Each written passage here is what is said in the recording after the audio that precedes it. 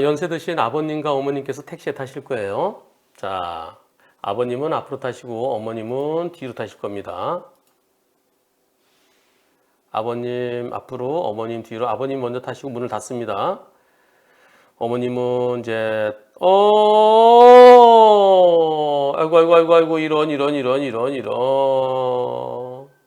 아이고 어머님 많이 다치셨어요. 지난 2023년 10월 14일에 있었던 일입니다.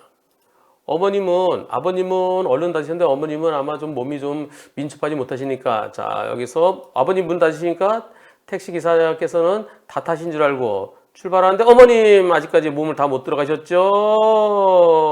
네, 한 발 들어가고 한 발은 바깥에 있는 상태에서, 예, 무릎 슬개골 골절, 예, 슬개골 골절 수술하면 8주 진단이 나왔습니다. 근데 이 사건에 대해서 한 발은 안에 들어가 있고 한 발은 밖에 있는 상태에서 경찰이 이거는 승객 추락 방지 의무 위반에 해당 안 된대요. 위에, 예, 두 발이 둘 다 위에 있다가 떨어졌어야 된다는 거예요. 그래서 제가 그랬죠. 아니, 이거 한 발만 위에 들어가 있었어도 이거는 개문발차다. 자, 한 발, 예, 한 발 올라가 있잖아, 그죠? 한 발 올라가 있잖아, 그죠? 예, 올라가고, 예, 근데 떨어지는 거죠. 이거는 추락방지 의무 위반이다. 예, 그렇게 지난번에 설명드렸어요. 이 사고 경찰은 아니다. 엄마는 뒷좌석에 완전히 타지 않은 상태에서. 엄마랑 오빠랑 있냐? 아버님하고 엄마랑 오빠랑, 예, 오빠는 앞좌석에 먼저 타고 엄마는 뒷좌석에 완전히 타지 않은 상태에서, 그래서 왼발은 택시 안에 오른발은 도로에 있는 상태에서, 그래서 택시가 출발하다가 떨어졌습니다. 저는 아버님하고 어머님인 줄 알았는데, 예, 이렇게 돼 있습니다. 상황 설명을 같이 보시죠. 엄마와 오빠가 탑마트에 나오면서 바로 앞에 택시 탔는데 오빠는 앞좌석에 먼저 타고 엄마는 뒷좌석에 완전히 타지 않은 상태고 차문이 열린 상태에서 뒷좌석 타는 도중에 왼발은 택시 안에 오른발은 도로에 있는 상태에 택시가 출발했습니다. 출발하면서 엄마가 땅바닥에 그대로 쿵 하고 떨어졌고 기사가 병원으로 데려다 줬는데요. 슬개골 골절로 무릎 수술을 해서 8주 진단이 나왔습니다. 네, 여기에 대해서 경찰은 이게 개문발차가 아니라는 거예요. 그래서 제가 경찰서 지침에 택시 출발로 한 발은 차에 한 발은 지면에 있어서 일단은 개문발차 아니다. 그렇게 하길래 제가 아니다. 경찰서는 그런지 모르지만 경찰청에는 이거 개문발차 사고다. 그래서 경찰청 지침을 제가 보여드렸죠. 경찰청 지침입니다. 자, 승용차에서 한쪽 발은 차 안에 한쪽 발은 바깥에 있는 상태에서 그러다가 다쳤을 때 이게 승객 추락방지 의무 위반에 해당되는지 여부. 여기에 대해서, 자, 승객이 두 발이 바깥에 있을 때는 개문발차 아니지만 한 발은 안에 한 발에 있다가 다쳤으면 그때는 네, 개문발차다. 이렇게 제가 경찰청 지침, 네, 지침이라기보다는 이거는 질의애신이죠. 이걸 갖다 보여줬고요. 그리고 또 법원 판결도 보여줬어요. 자, 광주지방법원 판결 2023년 택시 승객이 승차하고 차문을 닫은지 확인하지 않고 택시 뒷좌석에 발을 들여놓자마자 가다가 떨어졌다. 이거 개문발차다. 또 서울중앙지방법원 2021년 판결. 어린이가 타다가 어린이가 들탔는데 그다가 가다가 떨어지게 해서 다치겠다. 이것도 개문발차다. 이거 보여줬어요. 그랬더니 나중에 법원에서요. 경찰이 변호사님, 얼마 전에 변호사님께서 찾으신 판례와 질의예시 경찰서에 가서 보여주면서 자, 한 변호사가 이거 보여주더라. 그랬더니 대법원 판결이 필요하다고 그래요. 그래서 아니, 대법원 판결이 왜 필요해? 예, 그래서 대법원 판결은 필요 없다라고 하는데요. 그랬더니 서류를 갖고 들어가서 뭐 다른 분들하고 이제 회의를 하더니 알았다. 송치하겠다. 예, 깜짝 놀랐습니다. 조사관한테도 갑자기 베꼈어요. 경찰서에서 통지를 받았습니다. 수사 결과 통지서 진주지청으로 사건 송치됐습니다. 변호사님이 아니었으면 이거 안 됐을 텐데 고맙습니다. 그런데요, 택시기사님이 합의하자고 그래서 합의서 쓰고 잘 마무리됐습니다. 네, 이렇게 유익한 콘텐츠를 만드셔서 네, 조사관님이나 보험 담당자 저희들에게 도움이 돼서 고맙습니다. 보험 설계사분들이 변호사님 방송을 많이 본다고 그럽니다. 고맙습니다. 좋아하는 간식이 있을까요? 예. 다행이네요. 운전자 보험이 있었나요? 예, 운전자 보험이 있어서 그 운전자 보험으로 처리하기로 했습니다. 운전자 보험 설계사와 같이 왔었습니다. 변호사 유튜브 많이 보고 있다고 하더라고요. 운전자 보험이 이렇게 중요하구나 하는 걸 알게 되었습니다. 저희 애들이 3명인데 아직 운전자 보험이 아무도 없는데 저도 변호사님 믿고 DB 운전자 보험 1644-0070 가입하려고요. 선물을 해드리고 싶은데 필요한 거 있으실까요? 감사해서 보답하고 싶습니다. 아니, 마음만도 충분합니다. 고맙습니다. 택시기사는 약식 기소됐나요? 벌금이 얼마인지 아시나요? 택시기사는 운전자 보험에서 나오는 형사비금으로 합의했나요? 네, 형사비서가 올라왔어요. 형사비서. 네, 형사비 됐고요. 제가 지난 12월 27일 날 이렇게 질문했는데요. 변호사님, 제가 몸살이 나서 답변이 늦었습니다. 검찰로 넘어간 지가 한 달이 넘었는데 검찰에 다시 수사 중이라 되어 있고요. 보험사에서 손해사정인을 고용해서 실사가 나왔어요. 병원 기록이 필요하다고 하고 엄마 상태 등 여러 가지를 물어보고 갔습니다. 근데 제가 기분이 별로 안 좋더라고요. 우리가 뭘 잘못한 것처럼 말투 툭툭 던지고 보험사에서는 혹시나 판결이 뒤집어질 수도 있다고 보거나 그럼 보험금이 안 나오겠죠? 어쨌든 보험사에서는 판결을 기다리고 처리하려고 하는 것 같습니다. 지금은 아무것도 할 수 있는 게 없어서 그냥 기다리고 있답니다. 변호사님의 도움을 너무 많이 받았는데 결과 뒤집혀질까 봐 걱정입니다. 항상 건강 잘 챙기시고 감기 조심하세요. 항상 감사드립니다. 그 보험사는 택시 보험사인가요? 아니면 운전자 보험의 보험사인가요? 형사 합의만 하고 합의금은 아직 못 받으신 건가요? 네, 택시는 택시공제조합이고요. 민사 합의는 끝났어요. 그 보험사는 택시 운전자의 운전자 보험 보험사입니다. 형사 합의는 했어요. 12월 13일 날 여기 12월 13일 돼 있네요. 형사 합의는 했는데 합의금은 아직 못 받았어요. 형사합의하고 형사합의서하고 인감증명서하고 교통사고 사실확인원하고 그거 제출하면은 그런 보험사에서 바로 쏴주거든요. 근데 아직까지 보험사에서 안 주네요. 운전자 보험 당당 설계사분이 합의 썼을 때 8주 진단이 얼마 나온다. 그래서 그거 쓰면 된다 그렇게 썼거든요. 엄마 사고도 한문철TV 통해서 봤다고 그러셨어요. 검찰에도 합의서가 원만하게 합의됐기 때문에 처벌 원치 않는다. 그것도 써서 냈는데요. 근데 검찰에 수사 중이라 하네요. 운전자 보험에서 나올 거로 생각해서 형사합의서 작성했고 경찰에서 승객 추락 방지 의무 위반으로 검찰에 송치했는데 운전자 보험, 빵빵보험사 이것저것 따지면서 형사비용 안 주려고 하나요? 형사합의서 사진 찍어 올려주세요. 이거예요. 네. 변호사님, 그 보험사에서 손해사정사를 고용해서요 실사를 보냈고 우리 가족의 무례한 말투와 행동을 보였습니다. 보험 사기가 아닌지 의심하는 듯한 느낌을 받았습니다. 다시는 전화하지도 말고 오지도 말라고 그랬어요. 합의한 지 한 달 됐는데 보험금도 아직 안 나오네. 원래 이렇게 늦나요?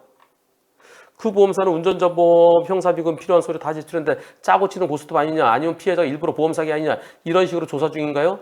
네, 제가 택시기사분이 운전자 보험, 그 빵빵보험사 설계사분께 전화드려서 왜 실사를 보냈느냐, 합의금이 늦게 나오냐 물어보니까 빵빵보험사에서 보험 사기가 몇 건 있어서 저희도 거기에 해당될 수 있을 가능성이 있어서 조사하는 거라고 그러더라고요. 합의금을 높게 해서 택시기사랑 피해자가 나눠먹는 경우도 있다고 하더라고요. 1% 경우라도 검사가 수사 판결을 바꿀 수도 있다고 하더라고요. 그러면 합의금과 택시기사분 벌금이 보험사에서 안 나가니까요. 최악인 것 같아요. 아직 수사 중이기도 하고요. 스트레스가 너무 많아지네요. 예. 엄마가? 네. 포인트는 이겁니다.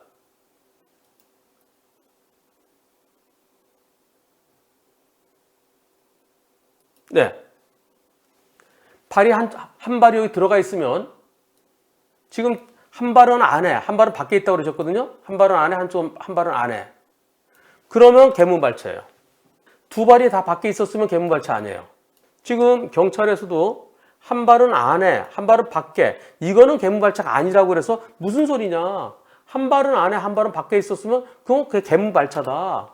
그래서 한 발 안에 한 발 바깥에 있는 것을 개문발차라고 제가 판결도 2개나 찾아서 이렇게 보여줬고요. 그리고 경찰청 질의예시도 보여줬고요. 그래서 경찰에서도 아, 한 발 밖에 있었고 한 발 안에 있으면 그건 개무발차다. 그 경찰에서 그렇게 해서 나중에 그럼 개무발차. 그래 보냈어요. 지금 뭘 수사하는 걸까요? 지금 어머님께서 발이 아직 한 발 안 들어간 걸까요? 여기서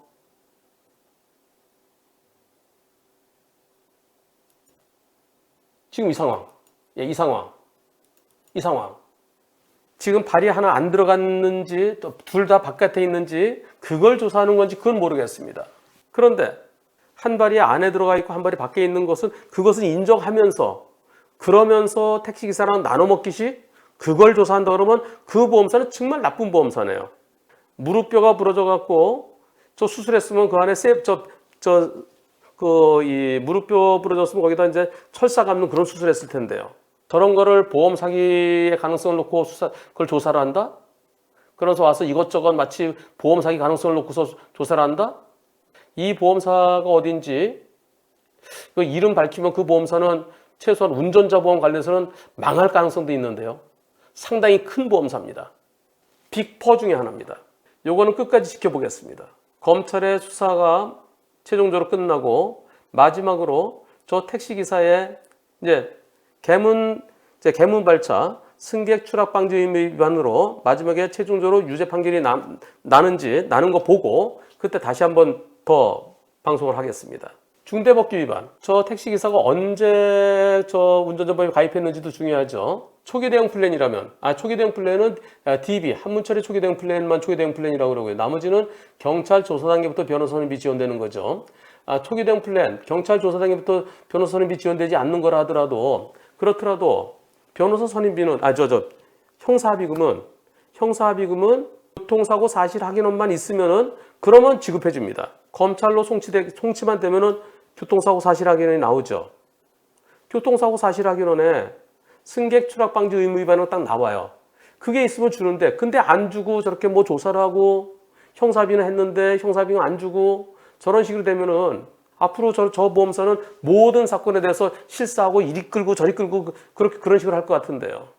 일부 보험 사기가 있었는지 모르지만 설령 운전자하고 피해자하고 나눠먹기가 있다 하더라도 나눠먹기는 그건 그들의 문제고요. 그건 모랄 해줘두고, 그러나 받은 형사비금을 나중에 나눠먹게 했으면은 그거는 당신들 이거 뭐야? 그건 나중에 거기에 대해서 그건 이제 모랄 해줘둬야 돼서는 글쎄요.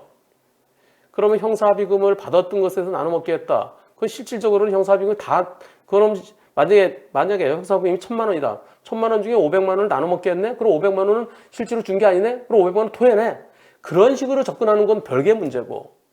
근데 아예 운전자보험을 못 주겠다? 이렇게 접근한다 그러면은 그 보험사 운전자보험 가입을 하겠습니까? 형사비는 했는데 안 준다? 그럼 누구를 닥달할까요? 결국은 당신 내가 합의해준데 그 보험사에서 형사비가 안 나오네? 그럼 당신 내놔야 될 거 아니야? 그럼 결국은 이 운전자, 이 택시기사가 줘야 될 것을 그 보험사가 바로 쏴줄 줄 알고 그래서 처벌불원 탄원서까지 냈는데 안 주면은 당신이 책임져. 택시기사가 책임져야 될 거 아니겠습니까? 운전자 보험에 가입해서 거기서 당연히 형사비 줄 줄 알았는데 안 줘, 내 돈을 내야 된다 그러면 형사비서는 누구 이름 돼 있어요? 형사비서는 운전자 보험 형사비서는 피해자와 가해자 이름 돼 있습니다. 가해자가 준 거예요. 결국은 그 보험사에 안 주면 가해자가 돈을 줘야 돼요. 저 보험사 믿을 수 있을까요? 저 보험사 이름 오픈시키면 저 보험사에 가입한 수많은 사람들이 우수수수 떨어지지 않을까요? 줄 건 주고 나중에 가서 나눠먹기가 있다고 그러면 그건 나중 문제 아니겠습니까? 근데 지금은 처음에 중대법규 위반 아니다. 12대 중과실 아니다. 아닌 걸로 진행되다가 나중에 제가 방송에서 얘기하고 경찰이 처음에는 안 하려고 그러다가 나중에 뒤늦게 그래 12대 중과실이다. 그렇게 해서 지금 검찰로 넘어가 있고 그리고 나중에 합의가 됐고 그리고 무릎 수술해서 팔주 진단 나왔고 그런데 그런데 보험사에서는 와서 마치 무례한 말투 그리고 마치 보험 사기를 의심하는 듯한 느낌을 받았답니다. 그 보험사는 과연 어딜까요?